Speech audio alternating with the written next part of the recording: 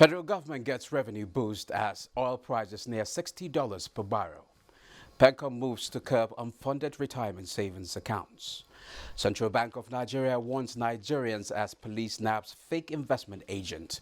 Plus conversation on cryptocurrency takes center stage. This is Business Express on the network service of the NTA. We are reaching you from Abuja, Nigeria's capital. I am Musa Abubakar.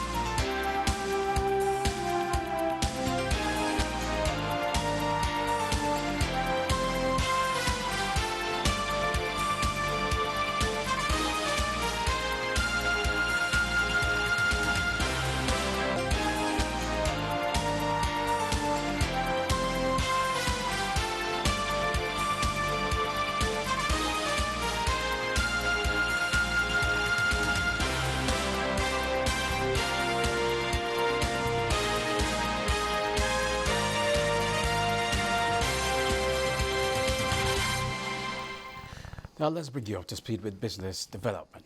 The International Labour Organization, ILO, said 8.8% of global working hours were lost for the whole of last year, equivalent to 255 million full-time jobs.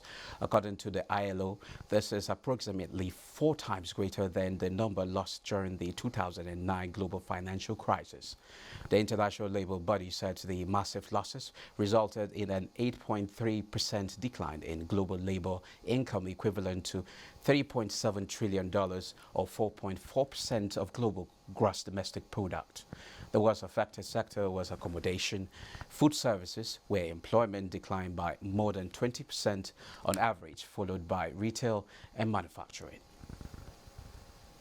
Now, the Central Bank of Nigeria, CBN, yesterday said its decision to reinforce ban on the use of cryptocurrencies in the country is to protect Nigerians and the nation's financial system from the illegal nature of such currencies and the inherent risk associated with them.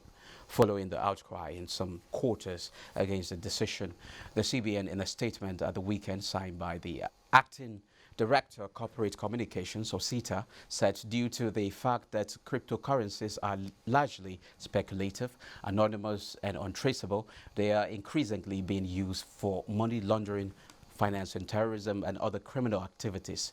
Small and retail's unsophisticated investors also face high probability of loss due to the high volatility of the investments in recent times.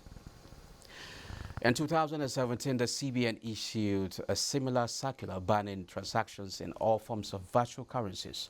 A joint committee was later set up by the CBN and the Nigeria Deposit Insurance Corporation to look into the possibility of adopting Bitcoin and other technology-driven currencies. Joining the conversation on the reinforced ban on the cryptocurrency regime by the CBN is a blockchain technology expert, Dr. Gillett Okolonko, CEO Beep Magnet International. He joins us via Zoom. While Dr. Emeka Okengu, an international business and project development consultant, is here in the studio. You're welcome to Business Express. Thank you very much. Okay, Mr. Okolonko, let's start with you. How does cryptocurrency works, for those who don't know? Thank you very much. Cryptocurrency actually use what we call a decentralized ledger. This particular decentralized ledger is encrypted. That means you can be able to transmit data from one point to the next, which does not have any weak link, and then it does not have a central. You take, for example, if you send money from Zenith Bank to UBA, the central bank actually see to it that that particular transaction scale through. But then in cryptocurrency, because it works in a network which is comprised of various nodes scattered that governs that. So independently, the blockchain actually manage this particular transaction and ensure that the information that is available in a particular computer at the same time is available everywhere around the world, promoting trust and transparency. Dr. Okengo, with so much debate on cryptocurrency, is there any danger to Nigerian economy? Well, I think the danger is understanding the technology. Okay, if you don't understand it, then you can't control it. The second danger is oversight, regulation. Whatever you cannot regulate, you can't also control. It's innovative, no doubt about it, but it is what it is. Okay, the moment you use the word crypting and you have cryptography to it, it simply means that it's closed end to end. All right. Again, it's not as if it's totally and completely unacceptable. I don't think it's illegitimate. Okay, because remember that in trading, it's all about when you agree. Okay, it's the exchange of goods and value and services. However, to Nigeria, which is where your question is, the dangers are very inherent and very numerous. Okay, because you're not regulating, you don't know where the monies are coming from, you don't know what is being traded. Okay, what you're seeing, okay, because our wallet is a closed thing, right? What you're seeing are currencies, now hitting people's accounts, monies that are coming in all currencies, probably, dollar being the major exchange forex in focus. I think the move by the central bank is not all bad, okay? If they are saying, let's understand this thing very well, and then how you can be able to now, affect especially illicit trading, illicit flow of currencies into our country. To that extent, I think I stand by the central bank's position. Now, Dr. Okengo, what is the difference between central bank issued digital currency and cryptocurrency? Just the word crypto. The cryptography is the difference. Okay. The moment you do that cryptography, it removes regulation, it removes control. Okay. Okay, it removes that back end. All right, this is just the only difference. Okay. The moment you encrypt it, that's the word encrypted. The moment that thing is encrypted, you're not able to know, what's happening, except you have access to that wallet. Okay. There's this level of anonymity and concealment in such transactions. Yes. That's cryptocurrency. Yes. It's meant to protect. Is it meant to protect investors or what? Well, you see, we are living in the digital age. Okay, this is why understanding it is very important. All right, we are living in the age of STI, science, technology and innovation. It could be the way to go in the future, no doubt about it. I mean, it's beginning to get very obvious that a lot of the things we're going to be doing virtually. So we're now creating this virtual space where practically everything can happen. However, it comes with a lot of flip sides. Okay, especially for us as a country. And like my brother has said, this is being run by a lot of youthful population. A lot of them are better educated on these matters than I mean. There's nothing people haven't done for me to bite at it. And I'm like, well, I'm an old economist. I need to understand where the leg is. Okay, where you don't have the foundation of where who you can go to, where you can now be able to now activate those legal interrogations when anything goes wrong. Because, I mean, I'll give you a typical example. You have a wallet and it has $100 billion. And for whatever reasons, that system collapses. That's the end of it. There's nobody you can go to. There's no way you can go to. I stand to be corrected, to even begin to look at the process of recovering your money. Okay, where's the place of know your customer? None. That is why it's scripted. So, these are the inherent risks that I need. But I'm certain that by the time it is well interrogated and thought through, there just might be, that point where we can begin to now aggregate it. And it's important to know who is trading and what is being traded. All right? Okay. All right. In these days of a lot of drugs, guns, terror, blood money, flying all over the globe, it's vulture funds and all that. It becomes even more scary. Okay, it's been associated with finance and terrorism. And for us, the volume in Nigeria in the past 8 months is even scarier. Okay, all of a sudden, it seems to be what is fueling, foreign direct, transactions, and that's not too good, for our country, especially when we don't understand this very well. So I think that in banning, I also think that central banks should be able to open up a small window where this thing can be properly interrogated, and probably SEC that had adopted it. Okay, because I remember that, I know that SEC at one time has set up this framework. SEC needs to be interrogated to know what they know, on what basis they set up that framework that they were going to be operating with, so that we can just find this, this aggregation or meeting point where everybody understands what everybody else knows, especially about the word crypting. I think that is where my challenge is. Okay, they are said to be widely used as speculative assets rather than means of payment. Don't you think there's it's dangerous? I mean, Musa was saying something. I mean, everything tied to it, okay, is hidden. Okay, there's this mask. Okay, there's this veil. And it's not a veil you can interrogate. It's a veil that is a wall. Okay, so if you're not in that system, you don't understand what is going on. I think that is where the greatest challenge is, be it speculative, be it whatever. What is important is that it is a system that has no rules, as it were, okay, in parentheses, because it has no regulation. It's a system that has no referee. It's a system that nobody gets indicted for whatever. It's a system that you're allowed to play as much as you can, by just watching. What you need to do is, it's like a stock exchange, where you are actually the agent. You are the one who's looking at what you want to buy. And as long as you have those coins, and the truth again is that, yes, nobody ever sees the coins. Because it's virtual. Because it's virtual.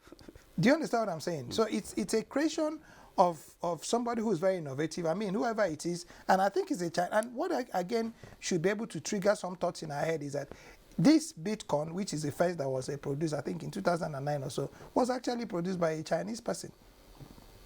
I mean, without being too harsh, if China is taking a look at that thing a second time, and the whole world should wake up. Okay, considering China's appetite, to take risks. Of course. Report shows that only 21 million Bitcoins will ever be issued. Does that explain why such currencies amount to more than 1,000 in circulation?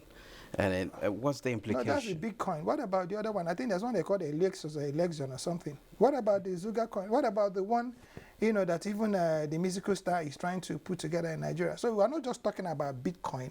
Bitcoin is just one of the very many, cryptocurrencies that are running all over the place now. The Zuga coin is even owned by a Nigerian bishop. I want to believe. So it's not about the number, Musa. Even if it was 10. Okay, it's about regulation. That's very key. It's about what you said. Know your customer. It's very critical. Know who is trading and what they are trading. Know where the money is coming from and what it's meant for. Otherwise, you can have a lot of monies, flowing into your currency, and then they create a lot more problems for you, than you can handle. Now, without regulations, what happens now? Well, what happens is what will happen. What happens when nobody's regulating me and you here? Wouldn't know when to stop the program. The cameraman wouldn't know where to stop. Okay? So there's going to be cacophony. There's going to be confusion. That's what regulation is all about.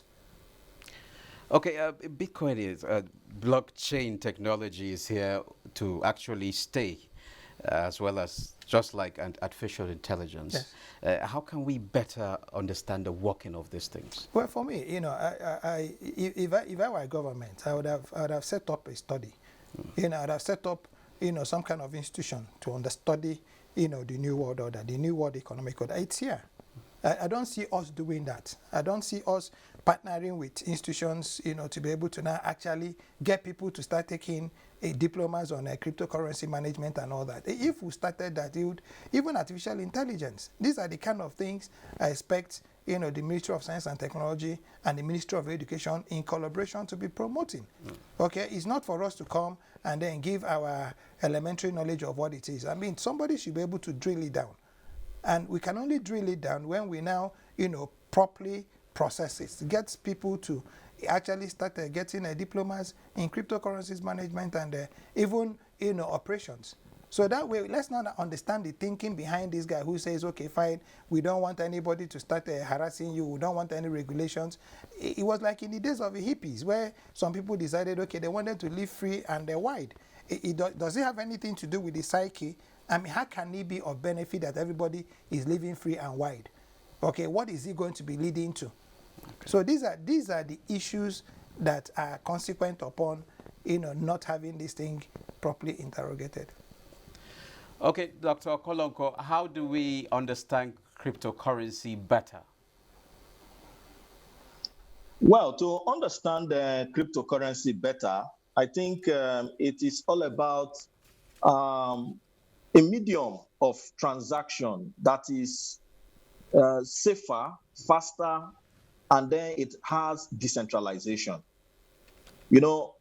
Part of the reason why many individuals is actually looking at cryptocurrency as an option of doing transaction is because of some of the associated benefits because of the technology. One of which is that with cryptocurrency, you can be able to perform transaction faster. With cryptocurrency, you can also be able to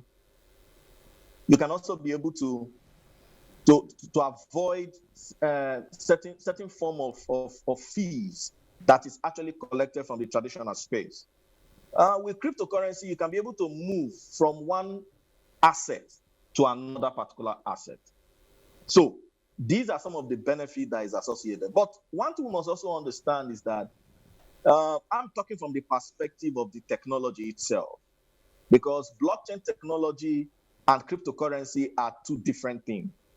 But the public generalize cryptocurrency and blockchain technology to be the same. So we need to make this very clear so that when we are providing regulation, it can actually help us. There are some institution or some organization that is applying this particular technology. The derivative of blockchain technology, the first of which is Bitcoin, which is cryptocurrency. But what about individuals who are actually using this particular technology? At this point, it becomes a problem to be able to distinguish it. So if we understand that with blockchain technology, we can better be able to manage certain processes faster, we can actually promote transparency, we can promote decentralization, then we need to look more on this particular use case in its application. So we should not end it only on the capacity of it being a currency on its own. That is not enough. That's from my own point of view.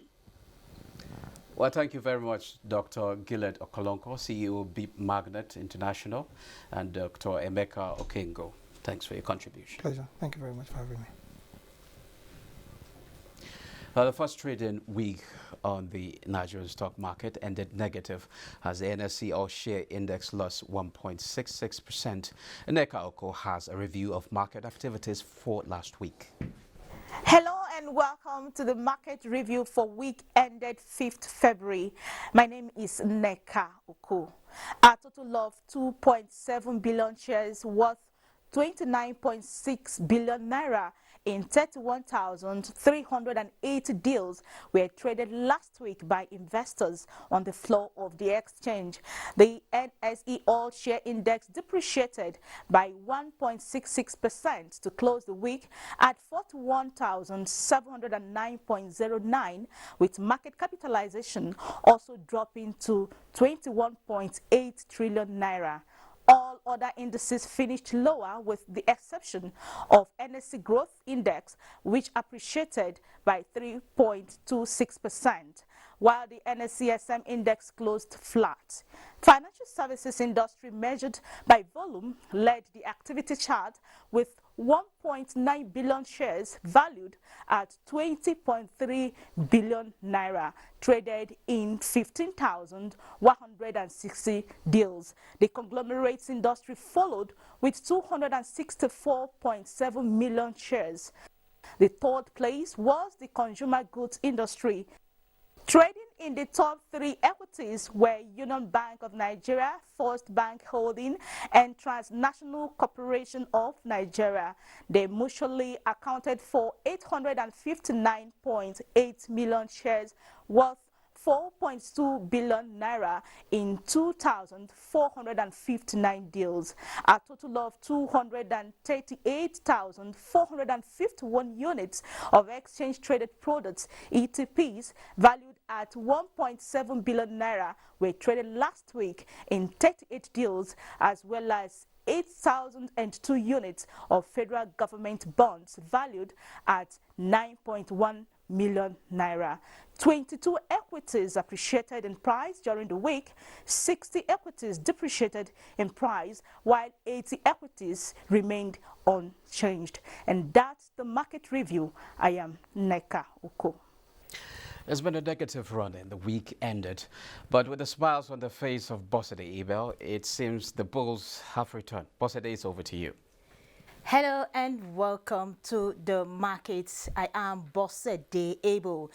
The bears have continued to trend after 5 days of consecutive losing streak last week due to profit taking and sell-offs and of course moderation taking place. The NST All Share Index for today depreciated by 0.34% to close the week at 21.7 trillion naira. 2.6 billion shares valued at 340.2 billion shares valued at 2.6 billion naira traded in 5,251 deals were traded on the floor of the exchange. And for the most sought after stocks at the end of the day were Union Bank, Nigeria, FBN Holdings and Access Bank. And as you can see, Musa, it has not been a smiling day for the for investors on the floor of the exchange. We hope as the week progresses, there will be an improvement. So that's the market review. Thank you. I am Bossede Ebel. Stay tuned. Okay. Gold prices edged higher on Monday as weaker than expected U.S. jobs data reignited concerns over a recovery in the world's largest economy, pressuring the dollar and boosting bullion's appeal.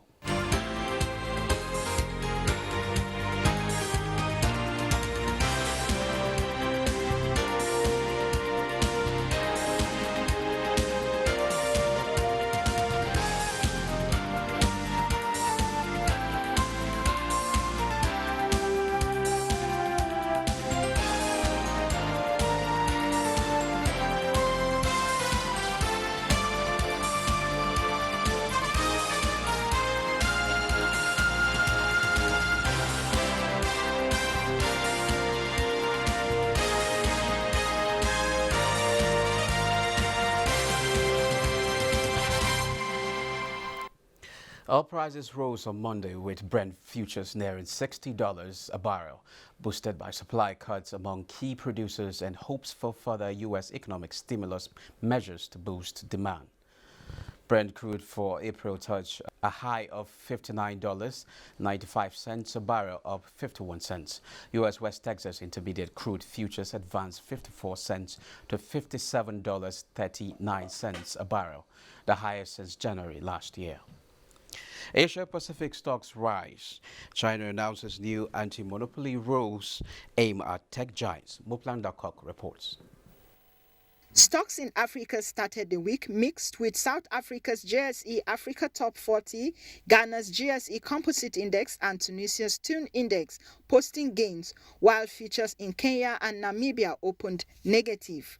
Outside Africa, stocks in Asia were mostly higher on Monday as investors monitored shares of China's tech giants following the release of new anti-monopoly guidelines over the weekend. The broader Hang Seng Index in Hong Kong rose 0.11% to close at 29,319.47. Mainland Chinese stocks also advanced on the day. The Shanghai Composite was up 1.03% to 3,532.45. In the U.S., stock index futures rose early Monday as the major averages looked to build upon gains following the best week since November. Dow Jones Industrial Average recorded an early opening of more than 100 points. The S&P 500 futures and Nasdaq 100 futures also traded in positive territory. European stocks were higher Monday, with markets tracking positive sentiments in Asia and the US. The Pan-European Stock 600 was 0.4% higher in morning trade, with most sectors in positive territory, apart from telecoms, media, and food and beverages. With Global Market Update, Moplang Dakok. Now, this is where we end this episode of the program. Don't forget you can access this and all previous episodes on YouTube, and you can also communicate with us on Twitter, and the handle is NTA News Now. The hashtag is BizX. Tomorrow is another day. Join us again at 9:30 a.m. I am Musa Abubakar saying stay safe.